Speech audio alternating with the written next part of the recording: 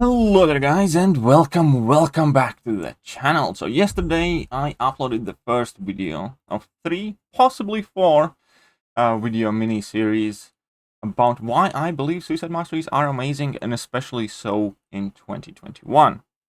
Now, before I go any further, I obviously do need to give a disclaimer that everything and anything I say is my opinion. Some people love Suicide Masteries, some people don't. However, I think the largest percentage of people who say that Suicide Masteries aren't great or aren't needed or they don't like them are also the people who don't actually have them unlocked.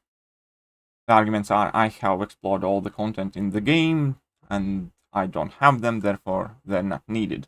That's kind of like saying, I have never tried the strawberry ice cream, but I'm sure I'd hate it because somebody else told me that I would, kind of thing. That is one of those things. Yes, it is quite a lot of units. It is 6,000 to 8,000 units to unlock them, depending whether you do or do not have willpower already. But until you actually have tried it, can't really judge it. And therefore, I do have the benefit of hindsight, because I have had these masteries unlocked since Act 5, pretty much, I believe, at some time around then.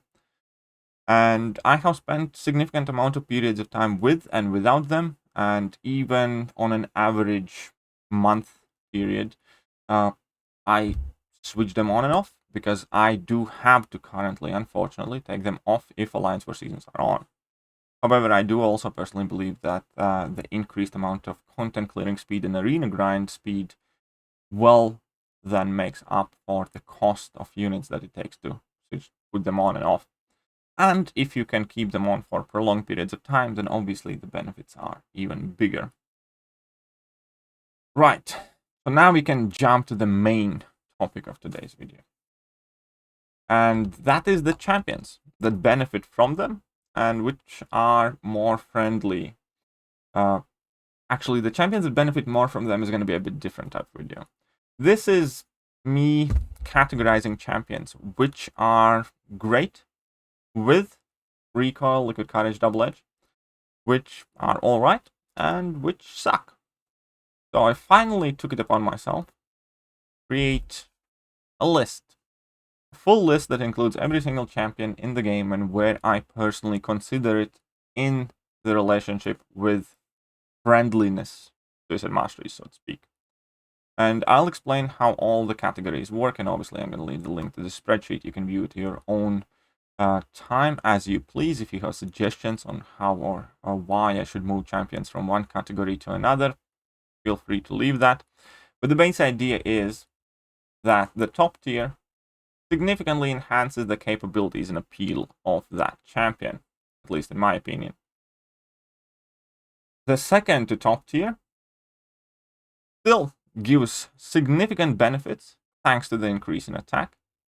At the same time, does not give too many drawbacks to the champions. As in, you will have the increase in attack. You will not really unlock many cool interactions or anything like that. The increase in attack is largely going to be the main benefit here, but you will not have much of a downside to speak of in general situations. Then the third tier, champions that, are not particularly suicide friendly. That likely have either one immunity to either poison or bleed, and also likely have some healing ability, or in general just don't rely on throwing special attacks. Like Captain America Infinity War, he doesn't have any immunities, but most of the time when you use Captain America Infinity War, well, I personally haven't had much of an issue running Liquid Courage Double Edge and using this champion, because you typically finish the fight with 1-2 special 2 attacks, or you can just go at level 3. And that party heavy playstyle with perfect blocks make him quite sustainable. So that is the idea in behind this third tier. Either they are the champions that at least have one of the immunities, some regeneration abilities, or just in general can play or can have their playstyle altered to a point where you hardly take any recoil damage. Usable but not preferred are typically the champions that, well, basically don't have any immunities and do want to throw at least a couple of special attacks during the fight, therefore the health loss will be quicker. Now, all of these champions I still can relatively easily bring in, for instance, for Cav EQ and stuff like that, so long as they are relatively ranked up appropriately to the content that I'm clearing. I'm not going to be able to clear the entire lane, like with Wasp whilst I'm running Liquid Courage Double Edge, but I can easily take like 3-4 fights and I can still use them for what I need to use them. It's just that, yeah, I'm not going to be able to use them for every single fight on the lane, and I need to be a bit more wary about the health situation. And then we have the barely usables / unplayable champions that you really don't kind of want to use with Suicide Masteries, the ones that require you to spam special attacks, have no immunities, and in general just things like champions like Carnage, like Professor X, like Night Thrasher, like Visions and Vision Age of Ultron. Even though they do have immunities, with their very weak and pathetic damage, you typically end up throwing a whole bunch of special attacks, and it just doesn't work out great. And even Void, you can use Void, and I do use Void, for instance, occasionally when I run Liquid Courage and Double Edge, but it's typically for a fight or two, no more than that. So that is the basic idea here. These champions can either be pretty much, well, if they're somewhat under-ranked, you probably will get one fight out of them. If they are ranked content appropriately, you might get 2 fights out of them, but it's not the greatest idea to be running Suicide Masteries with these 2 champions. And the bottom category is just that. It's kind of like meh champions that by no means should really affect the choice whether you're going to be running those masteries or not, because those are never the champions that you actively seek to run or use or utilize or whatever. There are some champions that you can debate to put higher, like, Sabretooth, for instance, or Goldpool and stuff like that. Some of those champions I enjoy myself, but still, they are never the champions that determine whether you should run or should not run those masteries. So that is the basic explanation of these tiers. Also, super important notes. When it comes to all of the champions in game, as long as they are not double immune, if you run Nick Fury plus Deadpool / Goldpool / Deadpool X for Synergy, then every champion effectively gets moved a tier up. Because you get rid of the bleed debuff or the poison debuff. If you're bleed immune, you gain 10% health at start of the fight, and that effectively offsets like use of 2 special attacks. And for vast majority of the content, if your champion is ranked up, relatively content appropriate, that's about as much as fight lasts. And I have no problems running any of these champions and upwards. So basically, you just kind of go a tier up.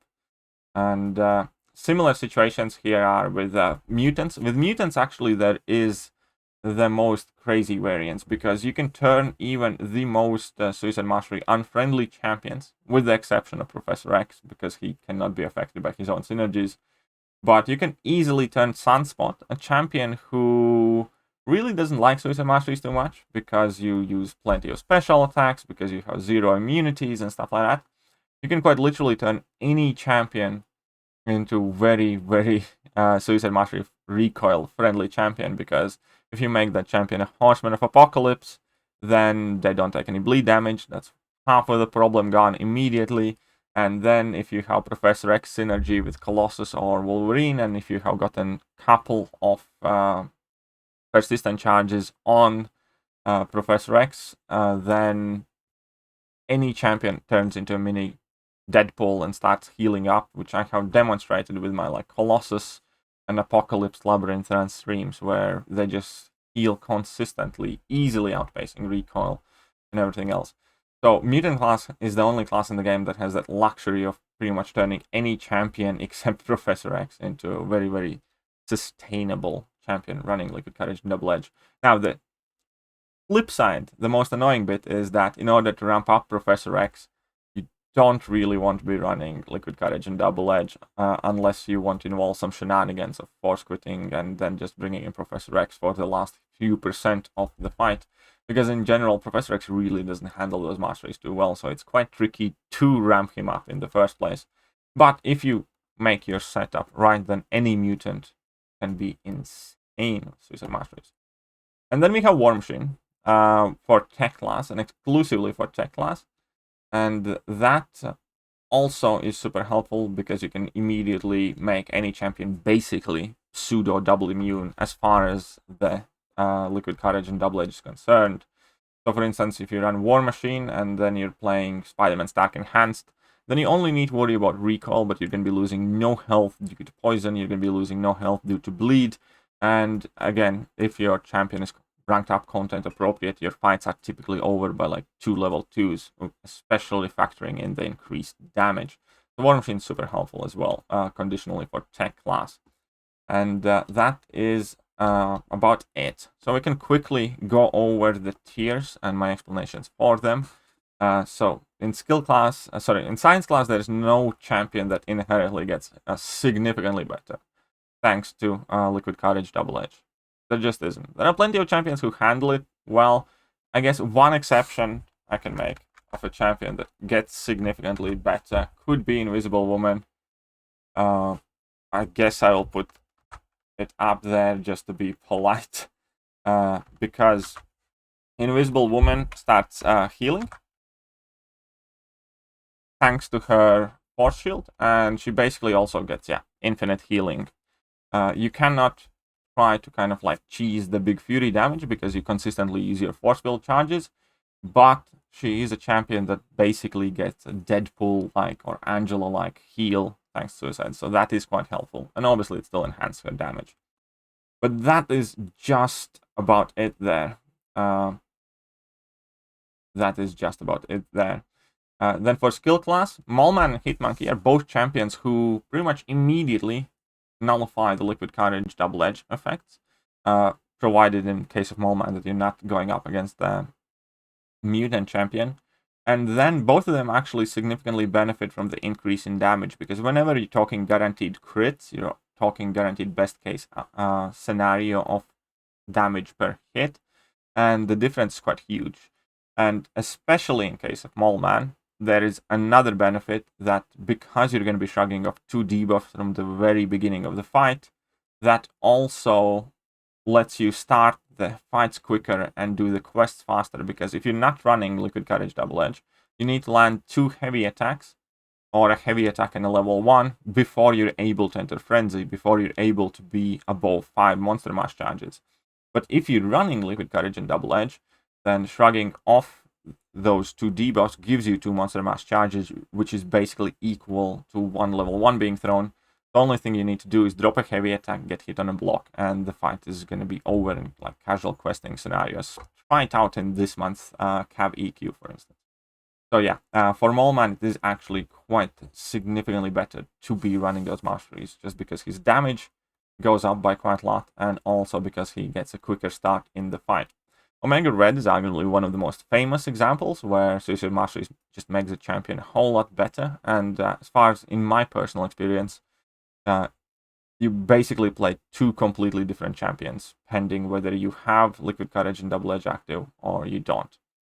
And Namor is another champion that significantly benefits from those Masteries, just because he gets consistent heal and a dual increase to his damage, obviously, because the Liquid Courage and Double Edge amplify his attack in the fight, but then also all the damage that you would be taking from poison and bleed debuffs, you can throw back at the opponent and do more damage quicker.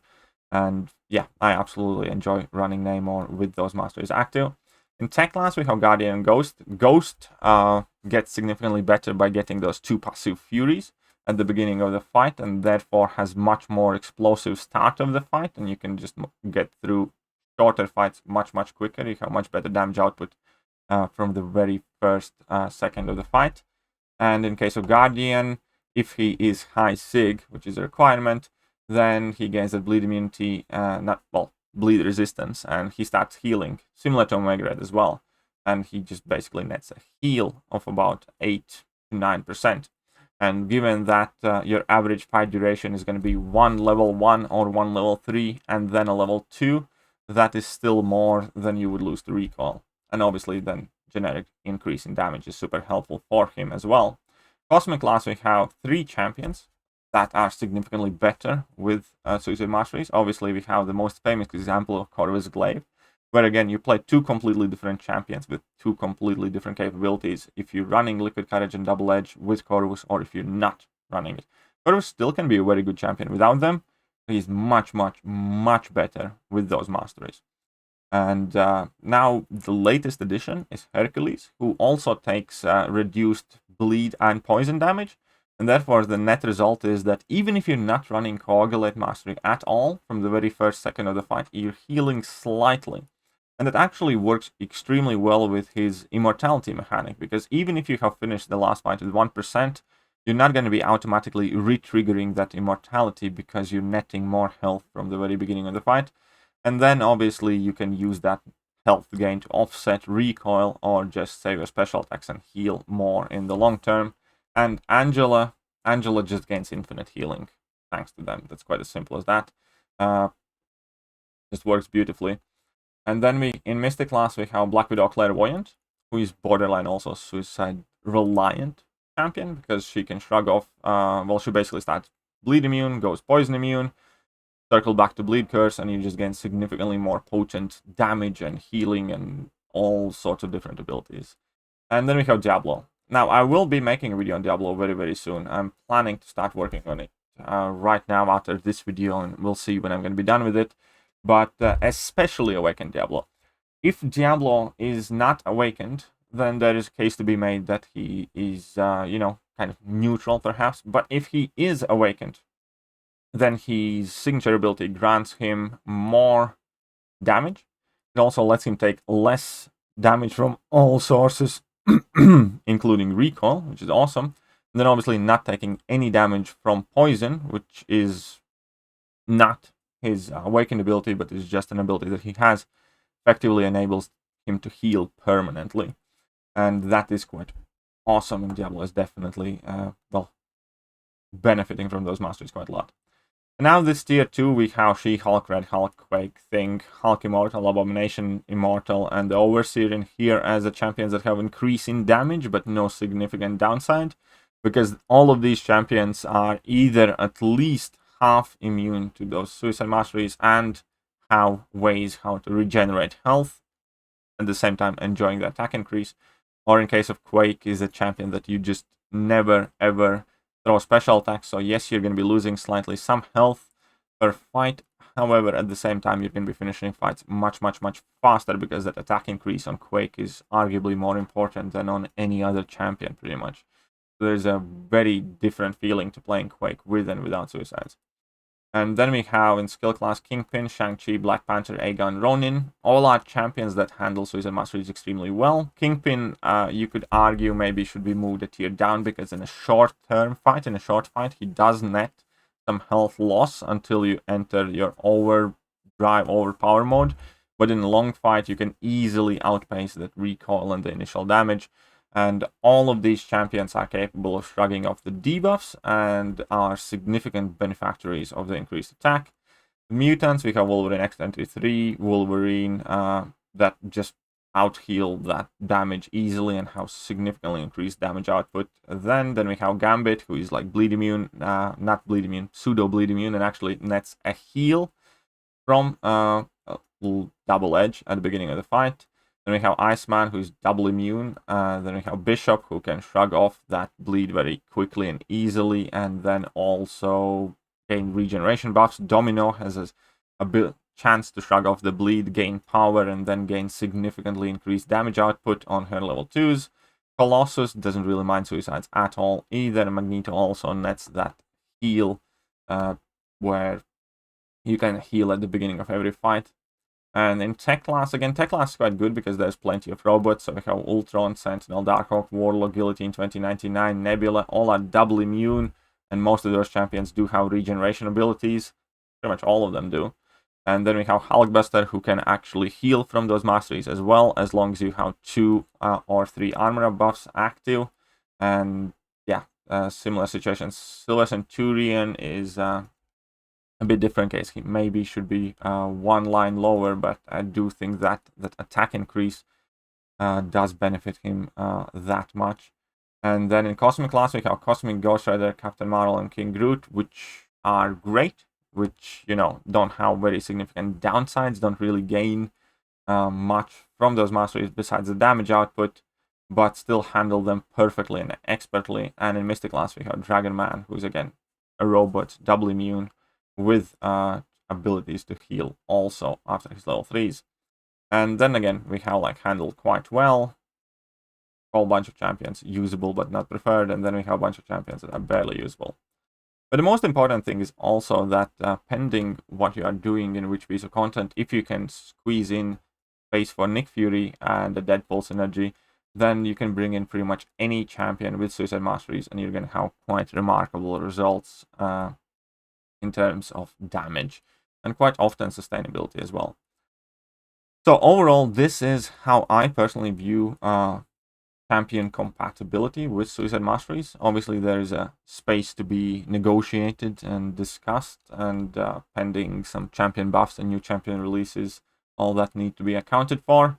Let me know what you guys think. This is my view of champion compatibility with Suicide Masteries. And yeah, I hope some of you find this useful, and if you do, then you never know, you might be able to hit that like button. But that being said, that is it for now, and I'm going to catch you guys soon. See ya!